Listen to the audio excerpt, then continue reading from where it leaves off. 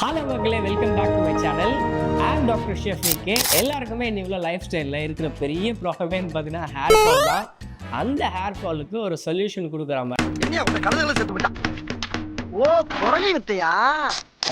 ஒரு சுவையான ஒரு ரெசிபி கருவேப்பிலை பன்னீர் ஒரு மஸ்ட் ட்ரை. ஆக்சுவலி வந்து பார்த்தீங்கன்னா நான் வந்து பன்னீரை டைஸ் பண்ணி வச்சுருக்கேன். நிறைய பேர் வந்து பார்த்தீங்கன்னா சாப்பாடு சாப்பிடும்போது கருவேப்பிலையை ஓரம் வச்சுருவாங்க. இந்த ரெசிபி வந்து பார்த்தீங்கன்னா கருவேப்பிலையை வச்சு தான் நீங்கள் ஒதுக்கவே முடியாது. இந்த கருவேப்பிலையை ஃப்ரெஷ்ஷான கருவேப்பிலையை நான் இப்போ ட்ரை பேனில் வந்து நான் ஆட் பண்ணிக்கிறேன். இது நல்லா ட்ரை ஆகிடணும். கறி லீவ்ஸு கருவேப்பிலையை வந்து நல்லா ஃபைன் பவுடர் பண்ண போகிறோம்.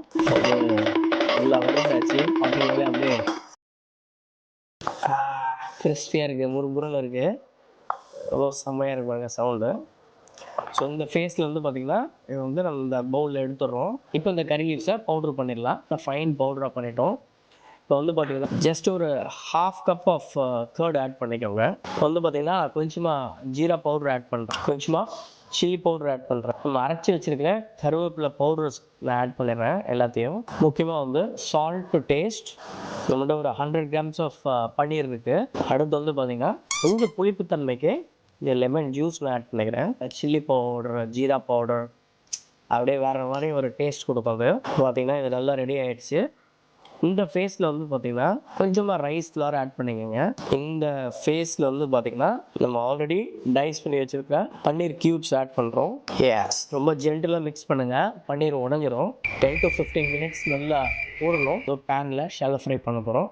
எப்படி பண்ணுறேன்னு பாருங்கள். இப்போ வந்து பார்த்திங்கன்னா பேன் ரொம்ப ஹீட்டாக இருக்குது. கொஞ்சமாக ஆயில் ஆட் பண்ணணும். பார்த்திங்கன்னா ஆயில் ஆல்மோஸ்ட் நல்லா ஹீட்டாக தான் இருக்கும். இந்த மசாலா கோட் பண்ணி ஷாலோ ஃப்ரை பண்ணுறோம். இதில் வந்து ஹைலைட்டே என்னென்னா பன்னீரில் வந்து நிறைய ப்ரோட்டீன் கண்டென்ட் இருக்குது.